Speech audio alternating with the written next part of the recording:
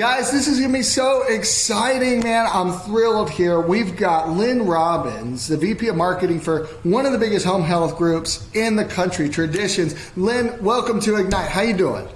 I'm great, thanks. Lynn, where are you based out of? I'm based out of New Hampshire, a little seacoast town called Portsmouth, New Hampshire. But Traditions Health is based out of, our executive offices are in Nashville, Tennessee, and our corporate support center is where we were founded in Bryan, College Station, Texas, basically College Station.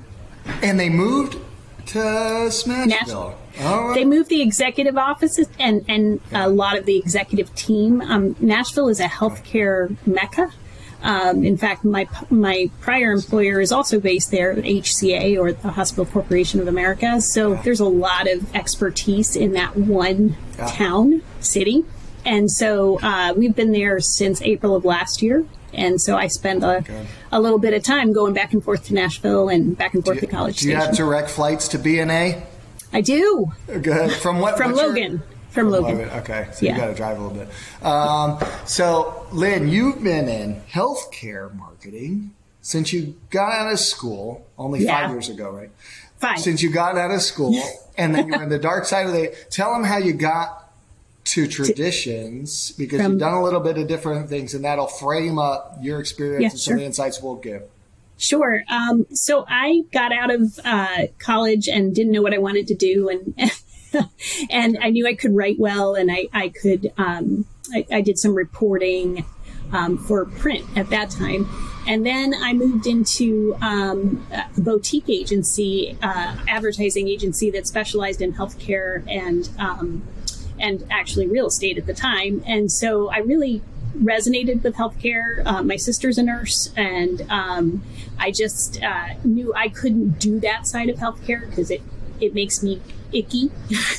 So I'm so grateful for the people that can do the hands-on care. That's where I felt my resonating with doing the support for patients and families and getting that word out. So then I ended up being asked to start at a new position at a large hospital that served Central Florida and was really the safety net hospital. So if you know anything about hospitals, some are academic safety net, some are academic, some are a little bit less safety net oriented. And this was a safety net hospital that really did some great work. And so I was brought on to start the communications and marketing around a LRDP, what they used to call labor recovery delivery postpartum.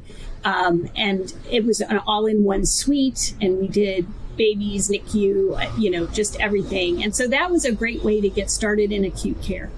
And so I learned a lot and molded my position into overall marketing, public relations, communications for the hospital itself and the health system. And then I met and married my husband. We moved to a different location, and I spent a little bit of time in media relations for a NPR PBS affiliate. So that was fun, little deviation, and then came back to healthcare in the post-acute space, which is in that case was hospice and palliative care and pediatric palliative care. And then moved northeast again, where I grew up, and my husband grew up, and spent more time in post-acute care, but on the business development side, and developed about a 24 to 25 town region for VNA hospice and community services, senior care services. And then returned to acute care and worked for the New Hampshire market of HCA, specifically Portsmouth Regional Hospital and Parkland Medical Center. And that was a really, really interesting experience around working for a national company with a local footprint, and how that scalability and support at a national level helps us do the work locally. And so that was a really great experience. And then I was recruited for this position based on just having that post-acute and acute kind of marketing background with national organizations. And I'm really thrilled and privileged to be supporting Traditions, which has 3 business lines. One is home health, the other is hospice, and the third is palliative care. tell us about how those three, and it's cool. You have a little bit, you worked in the hospital care coordination, you got comms, you got media, you got marketing, and now marketing's your favorite and it's the best thing you've done. But that's cool. And Traditions was smart to bring someone that's done a little bit of everything and worked with the hospitals that I assume are a big referral system. They wanted to know how do we get more, I guess. But Lynn, tell us the difference. Home health, because we got dental marketers, derm marketers, and so I want to outline what does Traditions do, talk about the 3 service lines, and then the main ways to acquire patients. Is it just direct? Is it just through hospital? Tell us everything. Okay, so I do the side that's kind of dual. Just like pharmaceuticals and medical devices and hospitals market to consumers or potential patients, post-acute must do that too, to continue to grow as organizations. So, instead of just assuming the referral source will make the referral to Traditions, you also want to push the patient family member to understand not only your brand, but the value promise of your brand and what it means. And so, I was brought on to kind of build the consumer marketing side, as well as support our sales team, which is very broad, with the referral source messaging. So we do both, but we came on as an organization for marketing around, really that external resource, and then also providing support both digitally and in printed pieces and promotional pieces for our sales teams to do their referral source work. Yeah, very cool. So you not only need to hope that the referral comes, but you also want to go grab the patient. So adult daughter, or is it? Yeah, very true. What's your proportion of? Yeah, our main, as the marketing team hitting the consumer side, our main audience is women 40 plus. They are usually making the decisions. It doesn't mean that men don't, but we had to be very specific and laser focused on what that audience primarily is and how they make their decisions. So that is our main focus. As I said, we also do referral source marketing as well, but that is our second focus right now, because we've got this huge sales team obviously out there doing that day in, day out, face to face. So what do we do to help undergird that? And we do a lot with online and digital in addition to the printed side of the house. Undergird, we learned a new word. I haven't used that one before. I like it. Okay, I'm learning new ones every time I talk to all right. That's good. People. Okay, so what do you do? So let's get to the second most important way of acquiring your patient, and then the first way. We call them patients in senior care, not resident, not patients. Not clients. Yep, they're all patients. Okay. I'm not as familiar with the senior space as my colleagues, so this is good. I'm learning from And it's not just the senior space, Alex. You could need home health if you broke your leg and you went to the hospital and it was complex and you came home and you needed PT. We would come in your home and take care of you. So it isn't just a senior level space. Or worst case scenario, you had a heart situation and you had to go into the hospital. They brought you home and you needed some additional nursing care or, again, therapy, occupational therapy, physical therapy. We do all of that in the home space. It's not senior only. What proportion of the home health is senior? I don't know the exact percentage, but I would say that probably three quarters. Yeah, so it's majority, but still, it could be me. I tear my ACL. I need some help. In fact, my husband just had home health, unrelated to anything senior level oriented. But it happened and he needed some additional support at home. Man, you got a lot of people to market to, multiple service lines, B2B, yes. B2C, different demographics, different. And we just, so Alex, we just did something really cool. And to your point of how do you bring in and be methodical and innovative, is, when I was brought on, I said, market research has to be done in this space because we don't always know what we don't know, right? And so I was asked to do two things when I came on board. One was to do a new website, which you know about. And then the other was to do some very specific work around brand. And you can't do work around brand without doing research. And market research is expensive, but it's really important in understanding who are our audiences and what do they think of us? What is it that they need? And how do we, gain market share from those insights and implementing those insights into recommendations, and then eventually tweaking, refreshing, and or rebuilding a brand. So that's what we have just finished doing. We just finished the market research, which was pretty extensive. It included referral sources. It included consumers, both quantitative and qualitative. And then it included our key stakeholders and employees, because employees are referral sources. They are too, and they want. Did you hit the clinicians or home health? Yes, we did do referral. Yeah, that's smart. So you hit them all. Did you use an agency, or you guys did internal? You got to use someone third party. I'd love to say that I had a team of people that could do that, but we were building a department at the same time we were doing this. So we used an agency, and they've been pretty. What's amazing. The name of the agency? Let's give a shout out. Franklin Street. Out of Richmond, Virginia. All right, I'm going to hit them up too, my new friends. I like that. I'm totally into market research lately. I think it's critical as we're entering in a recessionary period. You got to do more with less. And if you're pay your marketing dollars anymore. Yeah. And if you don't know what you don't know, you're making decisions in a vacuum. Mm-hmm. And we know that, marketing is being asked to do more with less. And if we're doing more with less, we need to be also understanding being data driven.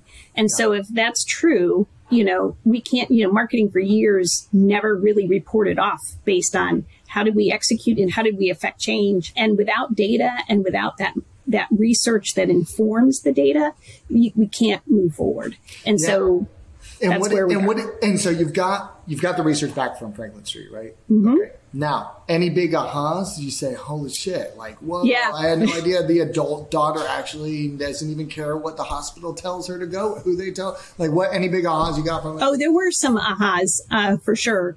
I think, we like to, and this is across the board, acute care, post-acute care. Yeah. We like to focus on quality scores, quality indicators, what makes us super outcome oriented, superior outcome oriented. How do we extend that information to our referral sources and our patients and families so that they feel that we are the best and that they're in the right place for the right care? What's interesting is that most people, especially consumers, assume that's the case. You don't need to tell them that. They're going to assume it because that's what they believe. So how do we take the importance of quality metrics and make them relevant to the consumer who assumes it anyway? But how do we make that engaging? So I found that interesting in both my experience in an acute care environment as well as post-acute, that the average consumer assumes quality in healthcare. They do. So just saying highest quality outcomes, the consumer says, no, duh, dude. Why? Yeah. So tell me something else, or deliver this message in a more quantifiable way? Quantifiable, but not even that. Make it more gut oriented. Like, how does that resonate with me emotionally? Yeah. Get mama home faster. Yeah. Get mom home faster. Get her healed faster. Mm-hmm. So, like, for us, one of the things that we do a little differently than some of the other post-acute providers is we have wound care certified nurses going out to do wound care in home health and hospice, and so you want to kind of how is that important to the end user? For someone that doesn't know much about home health, again, the assumption is you're going to take care of us and it's going to be the best. So how do I pivot that important certification into an emotional resonance for the patient? Yeah, to where they're going to pay more too, right? I mean, we all get paid the same depending on like Medicare. The reimbursement haven't changed, but wages have gone through the roof, and you're providing specialized wound care people when other competitors aren't. Tough. And in a staffing shortage across the board, this isn't just hospitals that are running across, healthcare is in a staffing crisis. So you're doing all these things and you want to do them safely with the right number of staff. That, you had asked in some of the questions ahead of this podcast, what are some of the biggest challenges you have? And for sure, it's how do we optimize our staff for the best quality outcomes for our patients? And, how do we also engage potential staff with those things that are important to them and bring them on and retain them? So should I assume you're not just helping out with consumer marketing, but also corporate branding, brand experience, and supporting our supporting our recruitment team. You are. We don't. That would be the last thing I'd say that we do super well. Okay. What we do is they're the experts. We help them with the social and online aspects of recruitment and how that works. We are getting more requests every day for help on the recruitment side. I'm like, we can't go get clinicians for you. It's Set up hard. a great career site, say the right things, get the listings for SEO so that you drive in the support staff. So the recruitment team can focus on the clinical roles instead of worrying about front office. Anyways, I'm not the expert. April 27th, we have a great webinar coming up about talent staffing. So anyways, tune into that, guys. Yeah, that one will be really good. We got a partner, Talent Care, that specializes in it for healthcare. So that'll be good. Other big challenge. What is the other biggest challenge? So recruitment, staffing shortage. Well, what is the biggest thing you're going to deal with this year? Yeah. Well, I think for us too, we had been growing exponentially through mergers and acquisitions, and we put a pause on that for a number of reasons. And part of that was to really become so when you're bringing on all these new employees and onboarding them and enculturating them, there's a challenge in them feeling embraced and understood. They're all in different states, and they're coming on board to a bigger, more nationally based post-acute environment. And how do we make them feel a member of traditions? And also make them feel supported and know that we're going to be providing the kind of care they are proud of and want to be a part of. And so as we came into the end of Q3, beginning of Q4 of 2022, we put a pause, intentionally so that we could do a better job in embracing the folks that we had brought on board in the past year. So right now, some of the focus of growth for us are what we call de novos, and doing standing up new branches. And so we've just recently finished, you never finish, but we recently have stood up 2 new branches in Texas, and they're doing pretty well. And so that's part of our next steps. We also, are calling ourselves an in-home health system, not just hospice, palliative, and home health, but an in-home system, much like a hospital system calls themselves healthcare systems.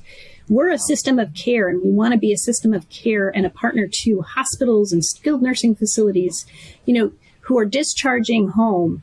And we're just the next step of that transition. Yeah. And you don't want to say it's a whole continuum, because you're hoping out of home health they don't need anything else after that, and they don't end up in. Well, hopefully they're independent, and that's the hope. And then if they do have to transition to palliative or hospice, that's their option.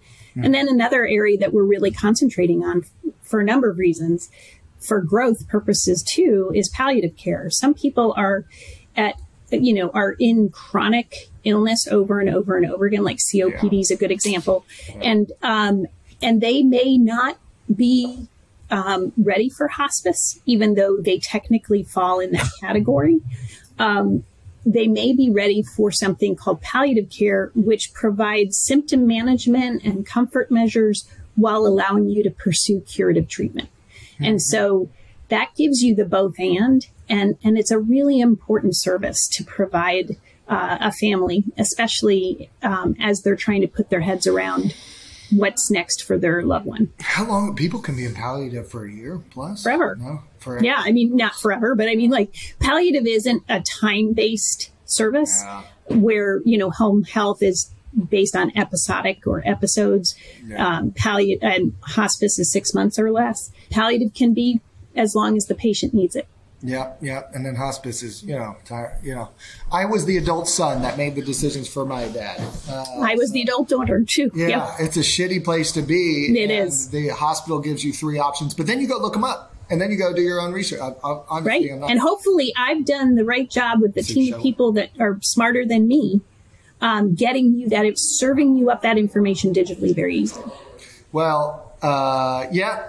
You now have a nice website that's easy to navigate, and you show it well in SEO. Thanks to, thanks to your team. So I hope so, but it does come from both ways. Lynn, very sharp. So you're talking about top challenges coming. What are you most excited about? So you have a lot on your marketing plate. Lynn's a VP. So often we talk managers, directors, very service line. It's like, I need to stand up the PPC ads and get tracking. Lynn, you're overseeing everything, including recruitment support. So what are your favorite tactics this year? We've got a lot. This is April. I don't mind dating these things. ChatGPT is all the rage, and we've got tons of shit happening with the algorithms in Google and all that kind of stuff. What's your favorite channel? What do you plan on investing more into? We're in the early part of 2023. What are you excited about? Oh gosh. Well, we again doing more with less, and so we meet weekly with our team, our digital team, to really hone, be nimble, and pivot when needed on our digital tactics, because they drive that to our obviously our website, our request care form, which was built to bring in referrals through referral sources, patients, caregivers. And so we evaluate that and determine what digital channels are best. Yeah. And so you've got a digital team in-house. Talk about, I only got you 3 more minutes. Talk about the in-house team that you have, and then how do you do more with less this year using contractors, agency? Like how, a little bit of everybody secret sauce. And you're big and you're still constrained. So what do you do? Yeah, we're still constrained. So we're always looking at how can we build our organic footprint as well as our paid footprint. And so we have a 5-member team. One is very specialized in digital. One is very specialized in marketing operations and collateral. One is specialized in events management, and the other is specialized in graphic design. And we work together very intentionally. And then we also have a team that we work with. We're owned by a company called Doralton, and they Williams Racing, baby. Yeah, stop it. We're like Sexy Williams and then Traditions. Hey, they're both sexy. You're bringing sexy back for home health. That's what we're doing. Bringing the Williams team in. No. So we are really about the fact that we have a team there that also support us digitally, are able to pull some very important reporting matrix from our EMR, our electronic medical record, and our basically our growth. Is it a marketing function at Doralton that's doing that? Or those are the finance? No, we have finance and marketing together. They have marketing for 12 portfolios. And so we have a team of 2 that work with us very specifically. Listen, my smart PE firms have the marketing function. That some of my smartest ones, they have a marketing function to support. It makes it cheaper for later. Supports all of the. So you've got marketing ops, design full-time. Okay, good. And a digital lead. I love that. I'm seeing that more and more. And honestly, events are important. They're costly. So if you can do them in-house, when you have to go out and when you have an 18-state footprint and you need to bring them all together for either a national sales event, a national administrator event, those are important functions to have. And people come with some specialty toolkits. She does a lot more than just events, but that's something we do too. So, it's what I'm excited about, I guess, too, is, just building out our content and content curation. That's going to, about search engine optimization, obviously. So the more that we're building out content that can be found and curated correctly and through multiple channels, we're focused on that because we didn't have a lot of, say, video and blogs internally. And we started building that almost immediately. Yeah, good. And the video, the AI can't do yet. So that's good. Keep going on that. I'm so sick of this AI shit. We're trying to keep up with the time. I sound like a grandpa, but anyway. No, it's the hyperbole. There's too much around. It can't, we've talked about chatbots. We've talked about all of that too. Yeah. You got to be careful about, especially in the post-acute space, being personal and also nimble and innovative. So we're still talking about all those things. Marketing automation, of course, is very important. So, we're an adolescent. We're a big company, but we're still, growing into ourselves. Yeah. It's not fun to be an adult. The events person that's the B2B side. And what are they doing? Local activations for hospitals? Well, actually, she's going to be doing two things, right? She was hired to do, and it wasn't B2B events. It was our own events that we would do. So if we had a national sales event, a national administrator, we have administrators of every single branch. We have over 130 branches, but we also have a community relations event side. And so building event toolkits, toolkits that you can take out, and every person, account executive, administrator, can work with our event person to build their event matrix. Do you guys get referrals from senior living too? Or they go to the hospital, have an issue, and then they find, is it all the senior living type stuff? There's assisted living, there's independent living. Yeah. Sometimes there's these 3-in-1 communities from independent, assisted to skilled. And then there's, senior housing, and all of those are important.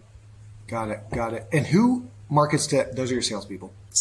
And we help support them on that. Yeah. Collateral, making sure you're found on Google and those people. Well, and what's a big part of that is Google business profiles. And also just building those out. Reputation management is another one that doesn't get enough. It's not sexy until you have a lot of negative reviews. And then it's too late. So if you're doing your social listening, you're doing your reputation management, you're monitoring your Google sites, then you're starting to really pay attention to what's important and getting out in front of anything. What tools are you using? Yext and a Podium? And we're hoping to use Yext. What are you on? We're hoping to use Yext. Good. They're good. They're schmucks, but the tool is the best one. We're trying. It's again, we're an adolescent, so as we build our reserves for those kinds of things, right now we're doing it on our own, and I got to tell you, our digital marketing person is amazing. That's too much. Yeah, that's too much. Good for the digital print. That's a lot. The reviews. What do you do? What do you do on them? You actively solicit? We're going to. We haven't yet because you have to have your branches ready for that. And so right now we're dealing with so that's part of the plan for 2023 is getting those branches up and ready for that. But because if you're soliciting, you're going to also be soliciting locally for those things. And so you want your branches ready to embrace what's coming in. And so that takes some strategy in advance. But right now we are talking through those that already are out there. So the positive ones we respond to, obviously with, a great response. And then the negative ones we send forward and we talk it through. And most of the time it's pretty amazing. Either they've had the dialogue or it's it's not a real review or it's something Google can be disputed on and taken down.